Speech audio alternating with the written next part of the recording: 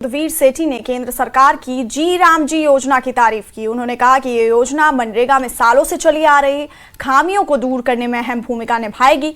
विधायक उद्वीर सेठी ने कहा कि इस योजना का मकसद ग्रामीण विकास को मजबूती देना, पारदर्शिता बढ़ाना और वास्तविक लाभार्थियों तक योजना का लाभ सुनिश्चित करना है। जबकि मनरेगा के तहत कई स्थानों पर फर्जी जॉब कार्ड, समय पर भुगतान न होना और काम की गुणवत्ता जैसी समस्याएं सामने आती थी। नई योजना से ग्रामीण क्षेत्रों में रोजगार सृजन के साथ साथ विकास कार्यों की गुणवत्ता भी सुनिश्चित होगी।